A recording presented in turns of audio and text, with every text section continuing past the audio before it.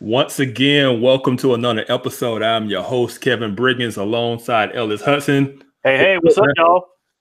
Not much, man. It's been another week of sports and action, man.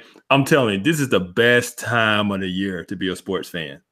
We got NFL, you got NBA, you got college football, you got MLB playoffs, and if it's your flavor, you got NHL. Nah, it ain't my flavor yet.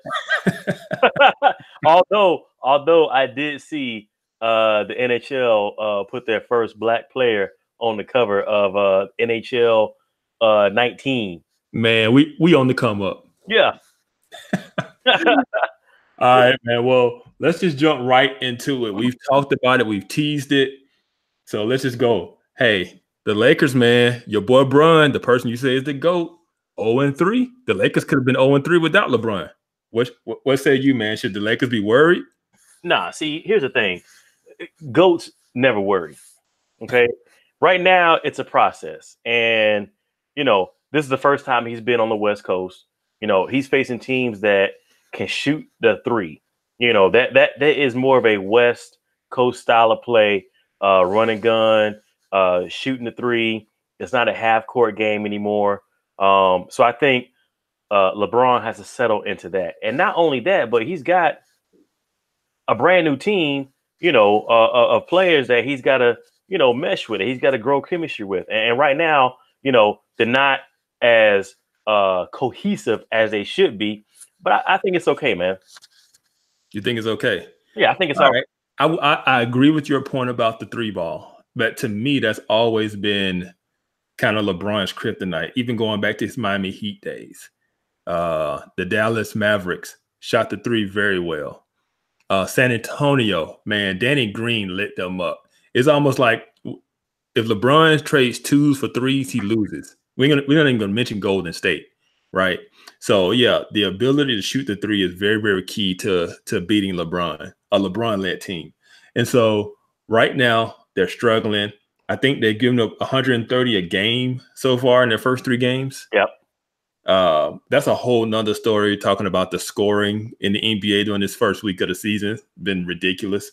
But I do think there needs to be some panic because, like you say, this is the Western Conference. This isn't the Eastern Conference. This isn't, we'll be a fourth or fifth seed and it won't matter because we'll just run through the playoffs. No, night in, night out, this is going to be a battle. It's a grind. Yeah, it's a grind. But and so getting too far behind, it's going to take the more games you get behind, the more it's going to take you to go on some type of run or streak to equal the number of wins you need to make the playoffs. That's correct. But here's the thing. You talked about LeBron and his three-point shooting and whatnot. He inherited a team that has sucked at three-point percentage for the last 2-3 years. He didn't inherit a bunch of shooters, and then he's the problem. He inherited a bunch of crappy shooters from three. So then in the offseason, they didn't necessarily bring in somebody who's a shooter. So I think their mentality was, you know what, we're going to run a gun and we're going to make these twos faster than you can make these threes. But the problem is, I don't know why it's just this season. Everybody is scoring. Scoring is way up. I mean, we're seeing 130 to 129 point games like every night now.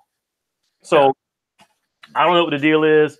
I do see one thing that is standing out. Well, first of all, it's two things.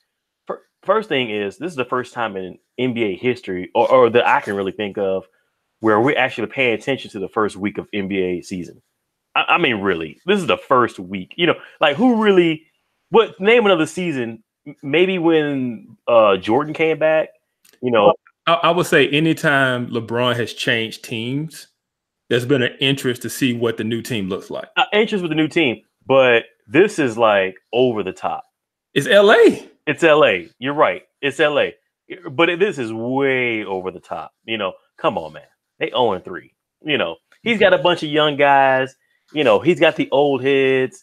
But I think my second problem is the second problem is LeBron is averaging too many minutes a night.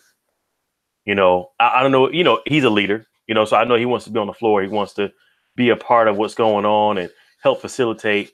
But I think he's playing too many minutes, and I think it's going to catch up with him in this offense. Yeah, I can see that. All right, so let's look at the Lakers' next 10 games, and I want you to tell me is it a win or is it a loss? No, let's do it. All right. So Phoenix. I got that as a win. That's actually one of my locks for tonight. Okay. All right. Nuggets. I got that as a loss. Okay. Timberwolves. I got that as a loss. All right. Mavericks. I have it as a win. All right. Portland. Even though the Mavericks are looking good, I like the point guard they got, the foreign kid. Dunnage. Dunnage. I like him. You know, he's pretty flashy. He's polished. You know, he's not looking like a rookie. He's polished. He's been playing for a while. Yeah. So I think Dallas is looking good. But again, they got Portland again. They got Portland again. I see that as a win. Okay. Yep. I got that as a loss. Toronto's looking good, bro. You know, Kawhi Leonard, you know, off air, y'all, we talked about Kawhi Leonard and his place in our internal power rankings as far as players in the NBA. I got him as a top 10.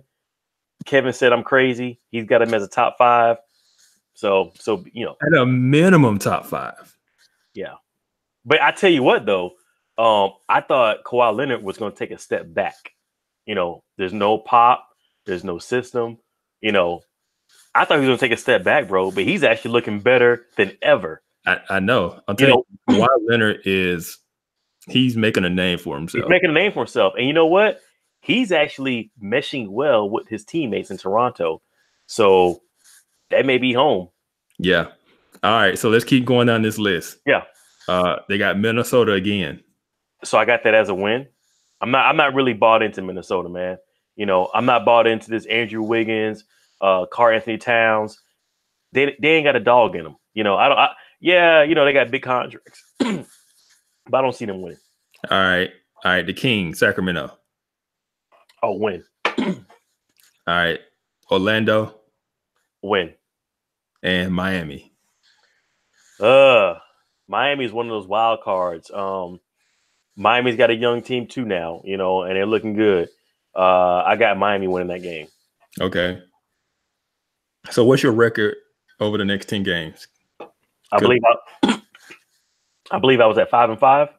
Okay. Yeah, same here. We had different wins and losses, but yeah, 5-5. All right. So 5-5, they're already 0-3. So now they're 5-8 over the first 13 games. Yeah. Which is a typical, you know, first year LeBron, 5-8, you know, they probably get to 12-12, you know, just staying either at below water or right above water, you know, going into the holidays. Yeah, but this ain't the East. I know it ain't.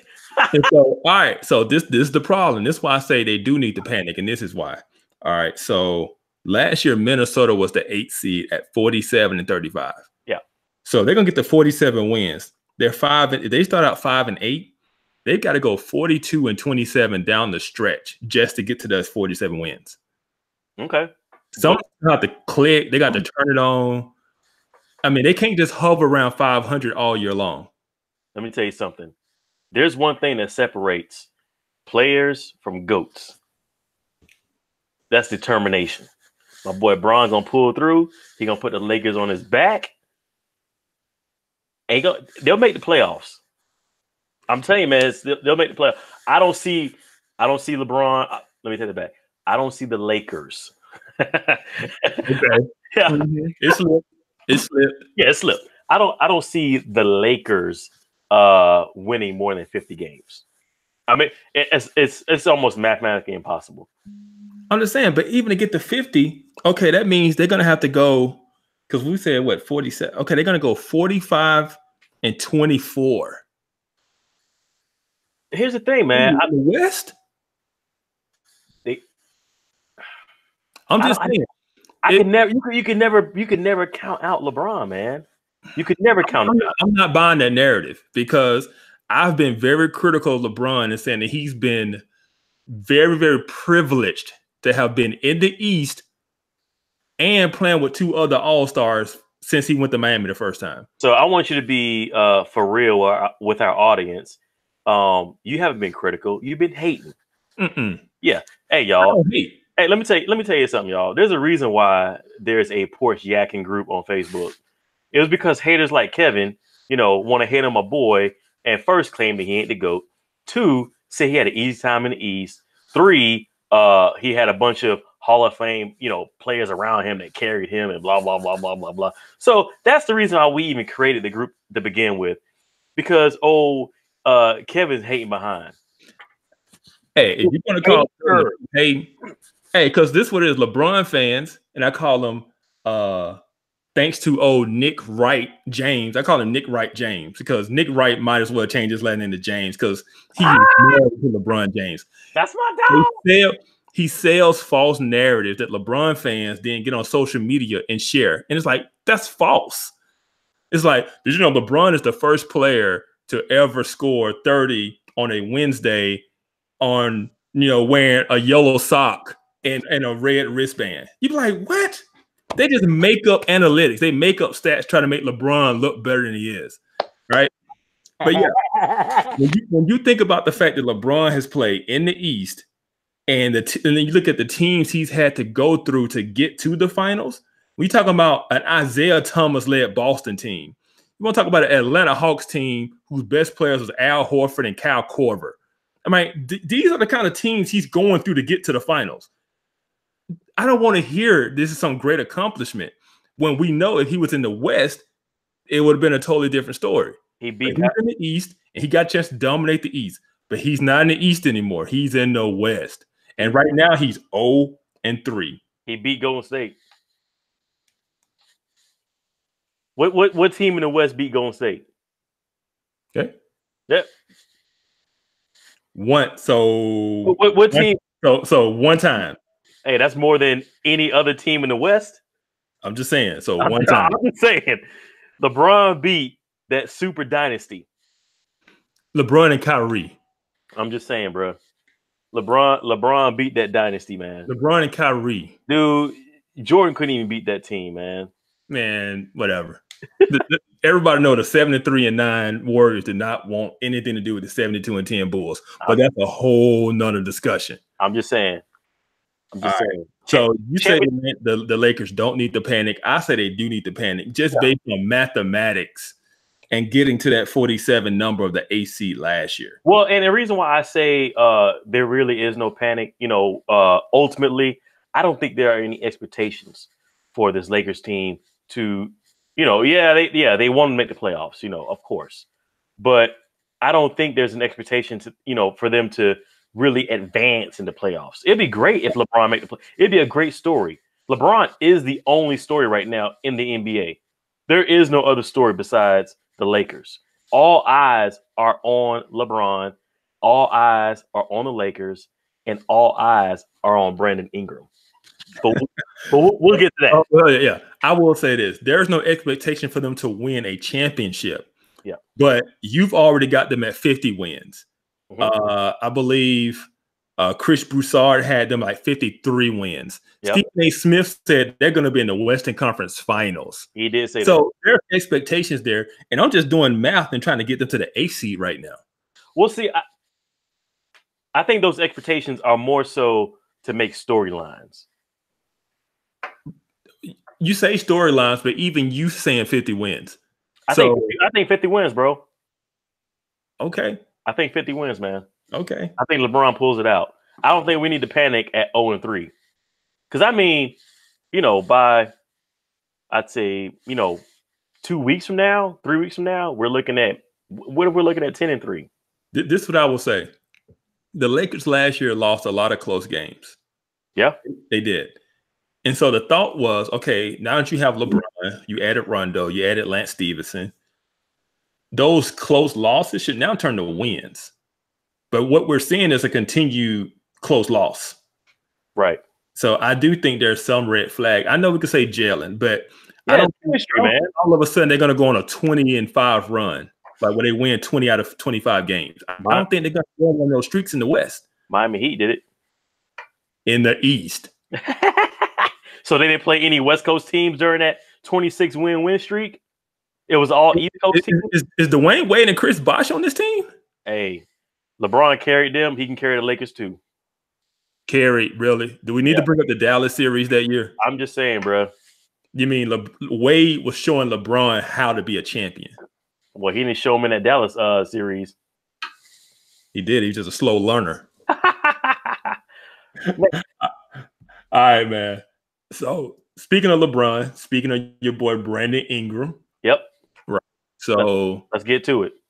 All right. So we had a little flare up this week, right? Everybody saw it, the big fight. Rondo, Chris Paul.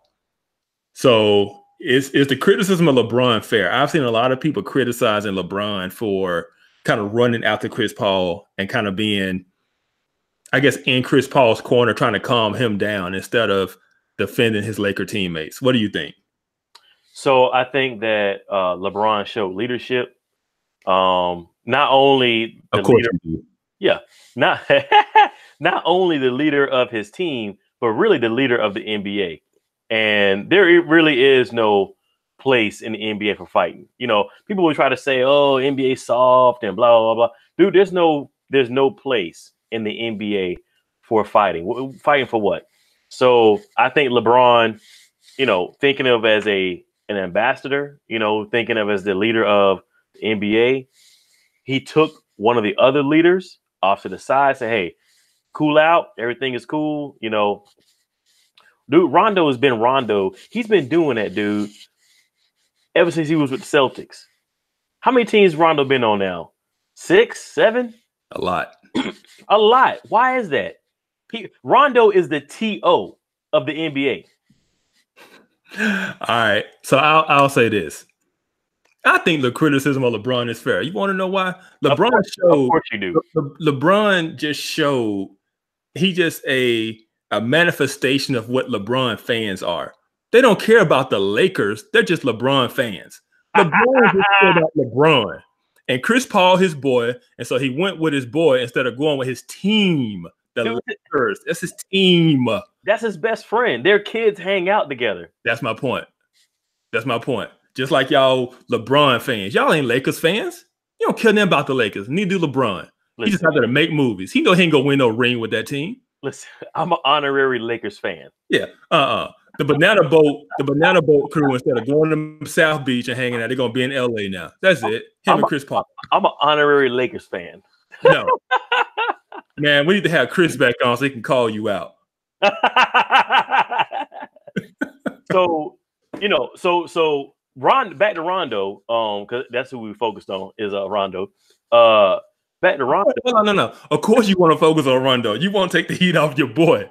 But go ahead, Rondo. What about him? So back to Rondo. So, dude, Rondo he's Bill Laimbeer. He's Terrell Owens. He's that guy, man, that gets under your skin. You know, he's always been like that. Not only with, you know, the people he's playing against, but the people he plays with. You know, he's always been like that. You know, he always tries to find little ways to get up under your skin. You know, the Dennis Rodmans, and you know, he's always been like that. So he had it coming. Yeah, I'm gonna be real for a second. Let's be serious. Yeah. You never spit in another man's face. No. That's disrespect. He's lucky he got what he got. Yeah. Chris Paul showed great restraint. Mm-hmm. And he got in his face and he was putting his finger in his face. But I mean, most dudes would have just turned around and just swung on him immediately. Yeah, immediately. But let me tell you something. Rondo got some big hands. Rondo does have big hands, and he got that reach too. He got them long. Yeah, he got that reach. You know, you got to think twice about that. But yeah, man, that's disrespect. That's dirty, man. And then he tried to come out this week and talk about how Chris Paul's a bad teammate. Yeah, what they got to do with you spitting in his face? That has nothing to do with it. And then try to say you didn't spit in his face when there's a video out of you spitting in his face. Yeah. Come on, Rondo, man. But I tell you, you know, how it started was James Harden drove the lane. He had Brandon Ingram hanging on him. You know, James Harden scores, kind of pushes off of Ingram. Ingram gets frustrated and pushes the MVP. So I think there's more to that than just Brandon Ingram pushing James Harden off of him. I think he's frustrated, man. I think frustrated. I think he's frustrated, dude. There's a lot of pressure, and from what I've seen, the 2 games that he played, there's no aggression with Brandon Ingram. Like I don't see him getting the ball and driving to the lane. He's great in transition. Don't get me wrong. Brandon Ingram is great in transition, but when it comes to a half court game, I don't see it. I see him jacking up some threes. That's just out of his. It's out of his range. It's not. He's playing out of his game right now because he's trying to figure out how to fit in with LeBron. But even when LeBron's not on the court, I don't see that dog in him. I don't see that aggressive. I don't see it. Maybe that changes. Maybe that when he comes back, maybe that changes. But I tell you, if you look at everybody else's game has gone up. JaVale McGee, his game has gone up. Lonzo Ball is making threes. He's making threes, bro. He's scoring more. Josh Hart. Yeah. Josh Hart. We knew the Lakers had some nice young pieces. This is what I'll say about Brandon Ingram, and I will give you credit. Some players, no matter how talented they are, they don't have the mentality.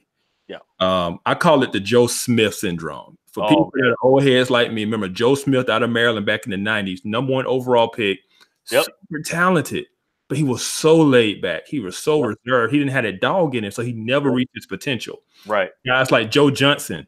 Yep. Joe Johnson could have been one of the top scorers in the league every year. Joe didn't have a dog in him. Joe Johnson had one of the smoothest shots I've ever seen.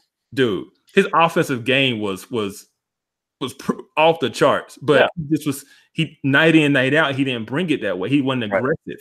Yeah. I think we've seen Jimmy Butler criticize Karl Anthony Towns and Wiggins for the same type of thing. They're super talented, right? But they don't have that dog in them. They don't have that killer instinct, that mentality. It makes you wonder, though, man. Is it a generational mentality? You know what I'm saying? I mean, what is it though? No, I think you have certain guys who their personalities are laid back. So no matter what their basketball talent is, their personality, they're not going to have Kobe's mentality or Westbrook's mentality. Or LeBron's. Yeah. No. LeBron has a point guard mentality who's forced into scoring. He don't really have that mentality. God, this dude is such a hater, man. I tell you. No, I'm just being real. Yeah. I mean, ask anybody, LeBron would much rather be a facilitator than a scorer. Of course. You know that's more his game, of course. Yeah, it's more his game. Yeah, but these guys, they need to be scorers. These are wing type players. Brandon Ingram needs to be a scorer, not a facilitator. They need him to take that next level. Yeah. And it's just he hasn't developed the mentality, even though he has the physical tools to do it. Attack the rim. Kuzma, his game has stepped up. So with Kuzma, he started off strong last year, and he kind of tallied off. I mean, they had a lot of injuries and stuff like that, so he probably had to play out of position. But Kuzma has stepped up tremendously this year. Kuzma, Hart, and Ball. Ingram has gone down. And it's LeBron's fault. Nah, of course. All right, so let's transition a little bit. I mean, that's probably the most NBA talk we've had in a minute. I know a lot of our listeners are big, football guys and kind of casual NBA fans, but I love the NBA. But I do want to transition to the NFL. All right, so let's do that real quick. So what you got, man? NFL, we're about halfway through the season. Yeah. So let's do some mid-season awards, right? All right, so don't start at the top of the list. Let's start at the bottom and work our way up, right? No doubt. Right, so comeback player of the year. Who's your comeback player of the year? So my comeback player of the year, and I kind of kept my foot in my mouth because I talked about him last year, is Adrian Peterson. Adrian Peterson, he was kind of a cast off. He went to New Orleans, really didn't fit in. He was pouting on the sidelines, and then they sent him off to Arizona to replace Johnson. And he just didn't really find his groove. Now he's in Washington. He's looking great now. He's looking like the AP of old, like '08 AP. He looks great, man. So that's my comeback player of the year. Okay. Hey, I can't argue with AP, but I'm gonna go with the kind of consensus pick that everybody feels, Josh Gordon. Yeah. I mean, I had concerns, and I knew it'd be a good story if Josh Gordon can get through the season without getting in trouble. And so far, he's done that. He's fitting in with Brady. He's taking that offense to another level. It's way more explosive now. They've got a downfield threat, and so I would go Josh Gordon as my comeback player of the year. Hey, so just to give the audience a little insight on this Josh Gordon deal. So in the group, we were talking about talent over drama, or something to that effect. And one of the situations that came up was, how can a team pick up Josh Gordon, who hadn't played in a couple of years, over a Colin Kaepernick, or Dez Bryant? Yeah, or Dez Bryant, and I think it was more so about Dez Bryant. And myself and Kevin, we were saying Josh Gordon situations are only with Josh Gordon. It doesn't involve the teammates. It doesn't involve the ownership or any. It involves Josh Gordon, and maybe he talked to the Pats management, and Pat said, hey, can you contain your issues? And he was like, yeah, and now he's playing again, and there's you haven't heard anything bad about Josh Gordon. I mean, you've never heard anything bad about Josh Gordon. It was just all of a sudden he's suspended for smoking weed again. Yeah. I mean, it was his issues, substance abuse, it was his issues, and, not showing up for practice because he's all messed up and stuff, but now, awesome comeback. It's an awesome story, and he's playing football again. So big up to that brother. Player of the year. All right. Coach of the year. Who's your coach of the year? So my head coach of the year, we talked about Josh Gordon, and I think one of the main people who were in that decision room was Bill Belichick. Bill Belichick has a 5-2 record with a team that's been injured, that's been suspended. He's got a brand new wide receiver that didn't play in 3 years. A quarterback who's 41. Gronkowski is out now. I mean, dude, Bill Belichick and the defense they probably got the worst defense they've had in years. It's not it's not the same. So I think Bill Belichick has done more with less. Again, I can't argue with that. And I will say, a lot of times when you look at Belichick and a coach who's had the sustained success he's had, it's kind of hard to give him coach of the year. It's like Nick Saban's never going to win coach of the year because you just expect them to be good every year. Yeah. I kind of went along some of a similar thought process. I didn't take an underdog team that's overachieving, because sometimes the hardest thing to do is to meet expectation. Mm-hmm. And going to the season, a lot of people thought the Rams were the best team. And they've shown that they're 7-0. Yeah. So I'm going Sean McVay. I'm not going to knock him out or discredit him because they have talent. I think he's done a good job in meeting expectations, because you had similar expectations in Minnesota and they haven't met those expectations. Right. So I'm going to give Sean McVay credit, 7-0, taking all those personalities, fitting them together on that defense and making it work. Man, that's a well-oiled team right there. I mean, the offense, it's probably one of the few times where the offense and the defense are clicking at the same time. Yep. They're the most complete team right now. Yeah. All right. So who is your defensive and offensive rookie of the year? So rookie of the years, offense and defense, I got Chubb. He's looking great. You stole mine. Yeah, but defensive rookie, I think Chubb is looking great. I think he's got a great future ahead of him. And my offensive rookie of the year, come on, man. We already know. Hold up. Homer pick alert. Here's a homer pick. Go ahead. My boy Calvin Ridley is tearing the league up. Dude, I saw him live.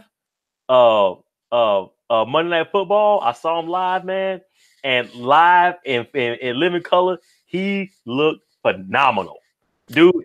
Calvin Ridley can line up in the slot. He can line up as a back. He can line up as safety. He can line up as the quarterback. Calvin Ridley is an all-out athlete. All right, look, I love Calvin Ridley. I'm a Bama fan, right? I'm excited for him. He's killing it in the touchdowns.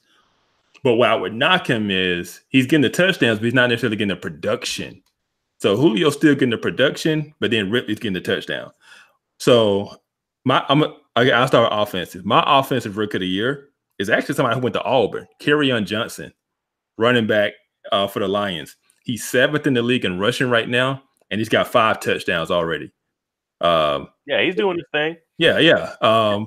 Everybody saw last year at Auburn. Once he got hurt, Auburn wasn't the same team.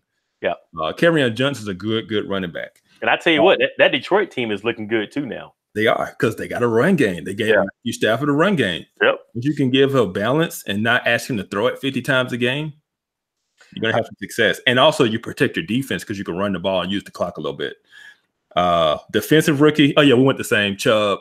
I mean, he's got 6.5 sacks already. Yeah. As a rookie. Halfway through the season. Yeah, dude's a beast. It was kind of an easy choice. Yeah. All right. Defensive player of the year. Who's your defensive player of the year?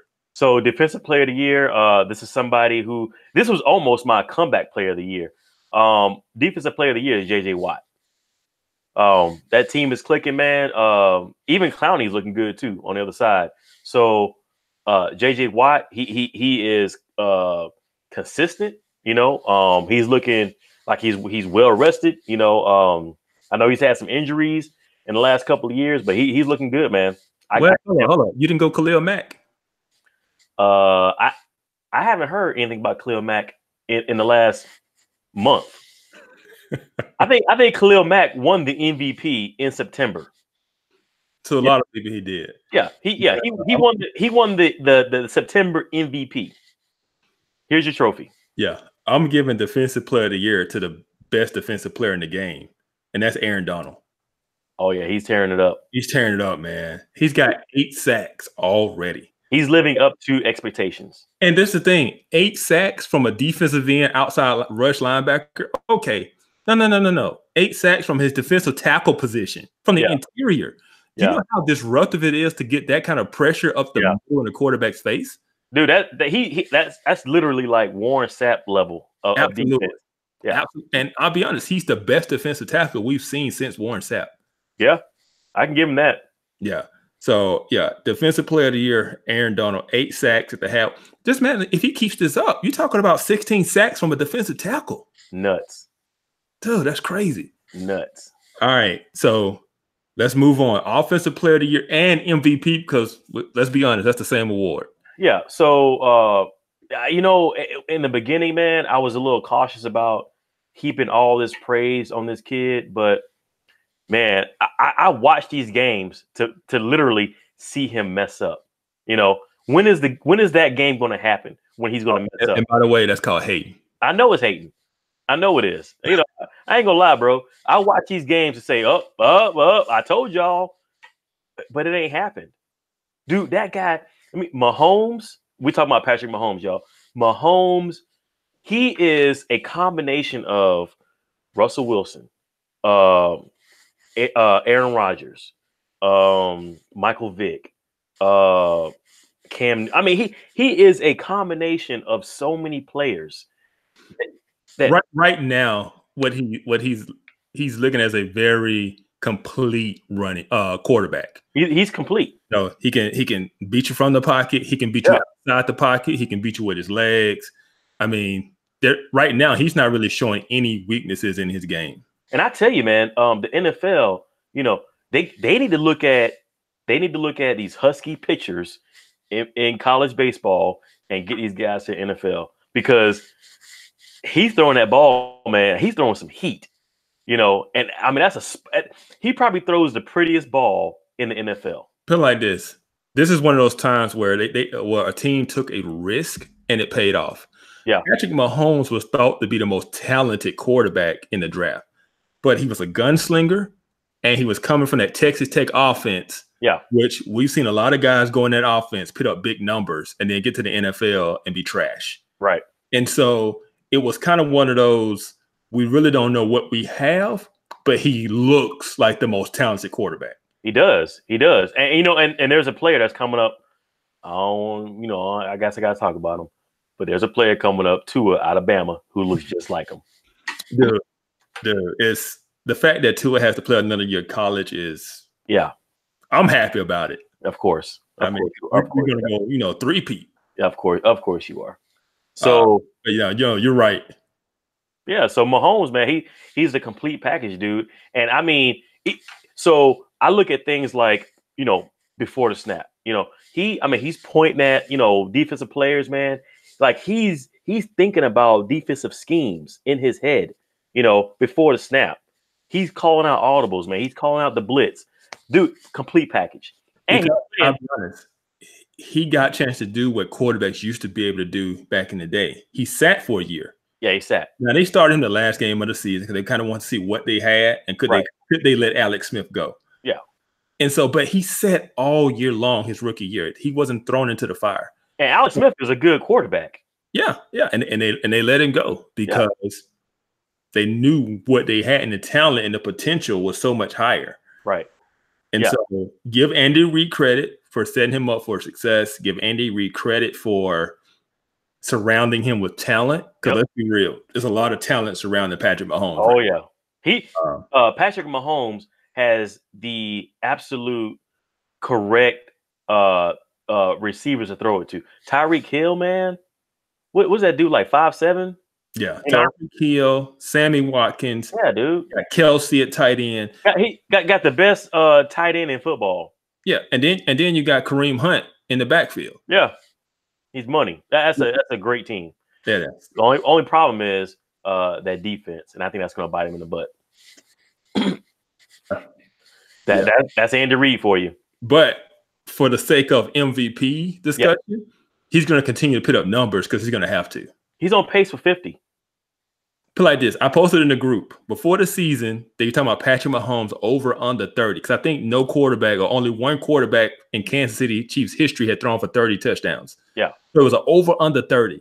And everybody's like, man, that's 30 is a lot of touchdowns. And everybody on NFL Live on ESPN took the under. Halfway through the season, he's at 22. Nuts. That's nuts. With no, you know, knock on wood, he has no injuries and nothing like that. Just from his style of play, you would think that, you know, he'll sprain an ankle or pull a hammy or, you know, but I think he'll break it, man. He'll be over 30 in a couple of games. No, I mean, I think he might break the 50. Ooh. Yeah. I mean, he would have to pick it up just a tad. He's on pace for 50. That's crazy. Yeah, that's nuts. All right, man. So NFL. All right, so that takes us to favorite part of the show, man. Favorite part of the show. Yeah. Because you get to kind of throw out your thoughts. So, man, your locks. Your boy went 3-0.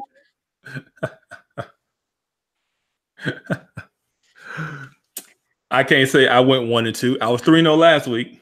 3-0. 1-2 this week. Thanks, Ole Miss. Thanks again, TCU. Man, TCU. I was frustrated Saturday. All right, so what's your locks, man? Yeah, so I had I'll start off with the NFL, then I'll end with my college pick. But I had the Pats over the Bears, and I told you before, man. I think the Bears reached their ceiling. You know, they have Trubisky. He's not a franchise quarterback.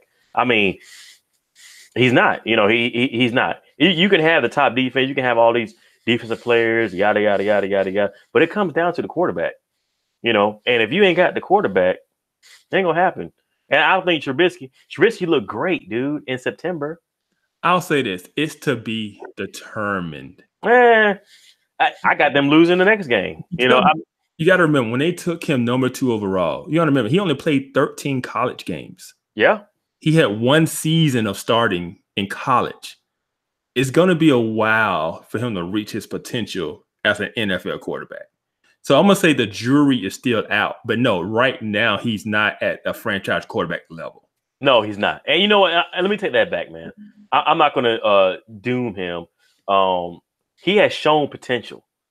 He threw for 6 touchdowns in 1 game. That's great. You know, even Matt Ryan ain't got that. So that's because Matt Ryan can't throw against his own defense. I mean, Matt Ryan is possibly going to be go down as the GOAT. So, but we'll talk about that on a later show. And he might even get MVP this year. Nobody's watching that show because nobody believes that. I'm just saying. So I had the Pats over the Bears. I think you got 2 teams that are going in 2 different directions. I don't even have the Bears making the playoffs. I probably, I got them not going to the playoffs. So my next pick was the Texans over the Jacksonville Jaguars, and we touched on it a little bit on last show. So this guy, what's his name? Man, the cornerback for Jacksonville, the talker. Oh, the cornerback. Oh, Jalen Ramsey. Jalen Ramsey. You know, he brought a lot of that on himself. He created this press conference, answering questions, going back and forth. You know what I'm saying? So there's a lot of pressure on him to live up to that, and he hasn't. Blake Bortles is not their franchise quarterback. He's not. If I was them, maybe look at Derek Carr, out of Oakland. Like Oakland's having a fire sale. Go pick up Derek Carr. Derek Carr is actually a good quarterback. No. I will say this. You just made me think of something because at first everybody thought the Giants was the only team going to be looking for a quarterback in this draft. But Jacksonville clearly is looking for a quarterback. Oh, yeah. Would you go with a Derek Carr, though? No. I'm talking about the Giants fire sale of their defense for draft picks. Oh, yeah. They say they're not tanking this year. They're tanking this year. They realize they got to beat out Jacksonville to get that pick. Yeah, absolutely. Absolutely, man. So do you think the Jags are going to be a player, though, in the draft? Coming into the season, at the first couple of weeks of the season, I'm like, ain't no way. Yeah, I thought right so. Now there are some serious issues in Jacksonville, and between the injuries to Fournette, the running game is kind of ineffective right now. Bortles is just horrible right now. He's horrible. He's horrible. It's really bad. But you know what? Jacksonville really didn't have any faith in Bortles by the contract they gave him. It's a 3-year contract. I believe it was about $20 million guaranteed. So they didn't have really that much faith in him to begin with. He didn't get the typical franchise contract. The Kirk Cousins or the Al. He didn't get the big contract. So they didn't really believe him to begin with. They probably weren't in a position to get another quarterback at the time, but I think they will be now. So I had the Texans. I think the Texans are going in the right direction. Their defense is stepping up. JJ Watt looks like 2014 JJ Watt. Deshaun Watson is playing like everybody thought he was gonna play. MVP candidate. So I picked that Texans over that Jacksonville team. And then my last pick was Washington State over Oregon. Man. Washington State pulled it out. They pulled it out. They were up 27-0. And I was like, man, this is going to be a blowout. Then all of a sudden, second half, Oregon came back. And your pick was in jeopardy. But then Washington State pulled it out in the end. So, yeah. So, so I had Washington State over Oregon. So I went 3-0. I think I had a pretty good week. You did. All right, I'll talk about mine from last week. Like I said, I went 1-2. I started the NFL because I had the same Houston pick over Jacksonville. Yep. I just felt like Jacksonville was going a bad direction, and Bortles was just playing horrible. And against that Houston defense, it wasn't going to get better. And I thought Deshaun Watson would have some success against Jacksonville's defense. Yep. So we were right on that. Now, my college picks, I try not to take the obvious, right? I can take Alabama every week. But I try to look at the schedule and say, where can I see teams trip it up? Now, I should have took Purdue over Ohio State. That's what I should have done. Oh, man. But I was like, man, TCU is at home against Oklahoma. Oklahoma just fired a defensive coordinator. TCU is a team that has some talent. Man, they laid an egg. So before you continue, I'm gonna tell the audience, Kevin's got some sort of weird love affair with TCU because we talk about TCU all the time when we're doing our locks. He sometimes takes some, sometimes he don't. I know it's like, I don't know. It's a team that has potential. Yep. They're just up and down. They're inconsistent, and it frustrates me because you don't really know what they are. And so I'm just gonna stay away from TCU from now on. But I felt like at home they can score points. Oklahoma can't stop anybody, but TCU they frustrated me. And then my last pick last week, I picked Ole Miss over Auburn. I feel Auburn was in such disarray. Man, they had just lost to Mississippi State. Yep. The article came out about the dissension in the locker room. People on talk radio calling for Gus Malzahn to be fired. I'm like, and they got to go on the road to Ole Miss. I'm picking Ole Miss in this game. Not that Ole Miss is a good team because they can't stop anybody on defense, but I felt like Auburn would not be motivated. But give Auburn credit. They showed up. I didn't think they would show up. They showed up in Oxford and they pulled out a win. I think his back, Malzahn, I think his back goes against the wall, man. I mean, got to pull out that win. Yeah. They're talking about buyouts and all types of stuff, man. $32 million, man. He's not going anywhere. Yeah, he ain't going nowhere, man. Yeah. All right. So that was last week. You had a great week. Try to repeat this week, man. What you got? All right. So, as a matter of fact, this game is going to start here in a couple of minutes, but I got Lakers are going to get their first win tonight over Phoenix. Phoenix is a good young team, but they're a lottery team. I don't believe the Lakers are a lottery team. I believe they're going to make the playoffs, and I got them over Phoenix tonight.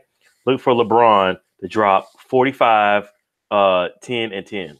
Hey, I'm put like this, man. I saw Phoenix opening night against Dallas. I like Phoenix. You I like them too. Cooper, DeAndre Ayton. They signed Trevor Ariza. Yeah, man. Now the only thing is I don't think Jamal Crawford is playing yet. Right.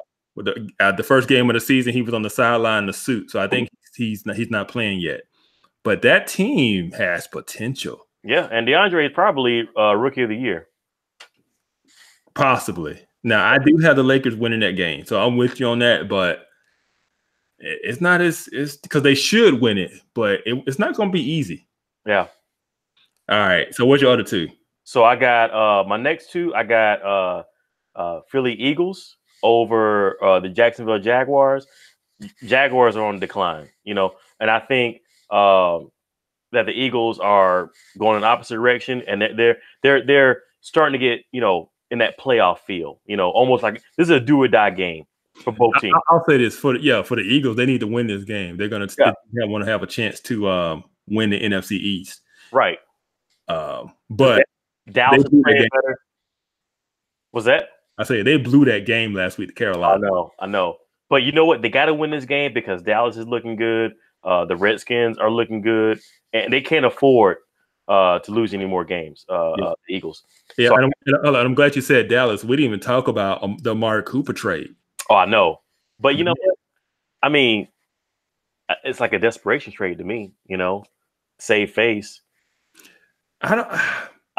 Cooper is not, he's not a number one wide receiver. You say that, but his first 3 years in the league, he's a Pro Bowler. I get it. The last 2 years with, or the last year with Derek Carr, he's looking like a wide receiver 3 or 2. He's not a 1. Yeah. So the question is that Cooper or is that what's going on in Oakland? I don't know. Guess we're gonna find out. I don't know either, but I think we're gonna find out. Yeah, we're gonna find out. So my last game, being I'm a Falcons fan, I will let me tell you, let me tell the audience something, man. I will never in my life picked the Saints to win nothing. So I got my Vikings over the Saints. Drew Brees is going to have the worst game of his life. I got the Vikings 65, Saints 2. All I gotta say is that's why you should never pick with your heart. I don't care, bro. Saints going down. we need them losses. All right. So in my lock this week, I'm not touching Texas or TCU. So all right. So I'm going Iowa over Penn State. Okay. Penn State has to go to Iowa. Iowa is hot. I'm picking Iowa. Man, every year, dude, Iowa is always a sleeper. Yeah. Every year. Always a sleeper team. Well, Kirk Ferentz Iowa is one of those programs where every 3 or 4 years they have a lot of seniors, a lot of upperclassmen, and a returning quarterback, and then they're surprising everybody all of a sudden being good. Boom. Yeah. Iowa 6-1, ranked 18th in the country. Penn State's number 17. Penn State has to go to Iowa. I'm saying take Iowa. Yeah. All right. I'm calling another upset. South Florida undefeated going to Houston. Take Houston. Woo! Yeah. That's a nasty spot to be in. Ooh. Yeah. Texas Tech went to Houston earlier this year and found out what the business is. Let me tell you something. UCF can't afford Florida to lose that game. No, they can't. Well, they can. Yes, they can, because no matter what, they're not going anywhere. That's true. UCF is not making the playoff. That's true. And I've been having this discussion at work. I've been having this discussion on social media. Everybody wants to hand everybody a trophy and pat everybody on the head and tell them how good they are. Good UCF, good. Man, nobody deserves anything. You can't tell me you deserve to be mentioned in the same breath with these other teams when you're playing nobody. Your best win is Memphis at 4-4. A 4-4 Memphis team, you won by 1 point. Yeah. Memphis went to Missouri this past week and lost by over 30. So UCF has who left? They got Cincinnati, right? They got Cincinnati, they got South Florida, and they got one more quote unquote big game. Now, isn't Cincinnati ranked? Temple's the other team. Temple, yeah. Come on, man. Temple, Cincinnati, and South Florida. That's what we're talking about. Is their big competition. Yeah. No. Well, at least they're not playing Citadel. Hey. Between after you play LSU and Mississippi State back to back, and then have Auburn coming up, you need a Citadel game in there. All right. Oh, because by the way, in 2 weeks, oh my goodness, in Baton Rouge. Can't wait. I'm looking forward to it. They better not lose. Oh man, it's gonna be LSU fans. They're gonna be crying. That's all I'm saying. They better not lose. All right. So Houston over South Florida, and then my NFL pick this week. I'm taking the Colts over the Raiders. Man, you saw that report that came out about the Raiders this week. You saw Derek Carr brother defending him on social media. Yeah.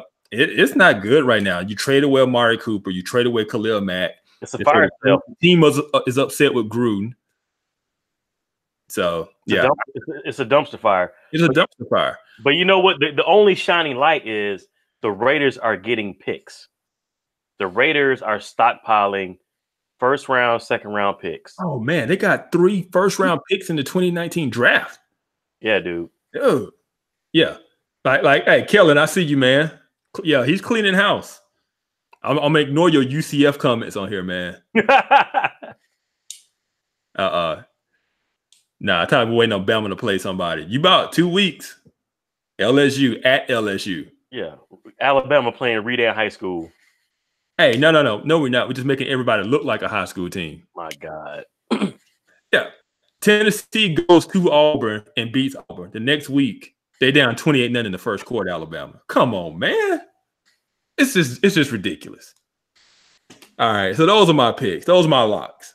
Iowa over Penn State, Houston over South Florida, and Andrew Luck and the Colts over the Raiders. No doubt. Good pick. Yep. All right, man. So what you got, man? Any last words before we get out of here? Man, I would say look out for no, we talked about it before. Actually, we talked about this off air. But look out for that Detroit team. I think they're looking good. They're gearing up. Their division is not as strong as it used to be. But I think that's a team on the rise. Are you talking about the Lions? Yeah. Okay. Yeah. And then also, I know if you're just going Pistons or not. Blake Griffin dropped 50. Oh, I ain't talking about no. Dude, it's the first week of the NBA. I ain't talking. Blake dropped 50. Dude, ain't nobody concerned with no first week of the NBA. And then also want to give a big shout out to my boys, Atlanta Falcons. Y'all pulled through. I told y'all our first couple of games were very hard, but our next 5 games we should go 5-0. Okay. And go ahead and make a push for the playoffs. Matty Ice, MVP, Calvin Ridley, rookie of the year. Man. Homer picks. That's right, though. That's right. That's what I like about our show, man. We can be homers. And that's what we want. We want our fans, want our listeners, be a homer. It's all right to be a homer, right? Look, Alabama is going to be up 21-0 on LSU in the first quarter. Oh, God. There's no way. No, I could be a fan. I can be a fan. Yeah. We're fans. Is Tua going to play in the fourth quarter? Nah. Nah. If I was, and this is what I tell. This is what I'm gonna tell LSU fans. You had 2 years to beat Jalen Hurts and you couldn't do it. And now you think you're gonna beat Tua? Come on, man. Come on. No, it's gonna be 7 in a row for Alabama over LSU. 7 in a row. So there you go. Nick Saban is not losing to Ed Orgeron. I like him. I like him. He's scrappy. He's a scrappy dude. I like him. Hey. He's scrappy, but he gonna take the L. That's all I'm saying. But no, man. Hey, good show. Kel, man, this is your first time dropping in on the show, man. Thanks for chatting it up with us. We gotta get you on, man. Yeah, definitely. Yeah. For everybody who's listening, hey, subscribe to the channel, comment, tell us what you like, tell us what you don't like. We're always looking for feedback. Yeah, man, tell your friends. Every Wednesday night, 9 Eastern, 8 Central, we on the air, we on the mics. So, but yeah, so man, looks like another show is in the books. Yeah, man. Again, any last words before we get out? Rise up. All right, man. Roll Tide. All right, everybody. We out.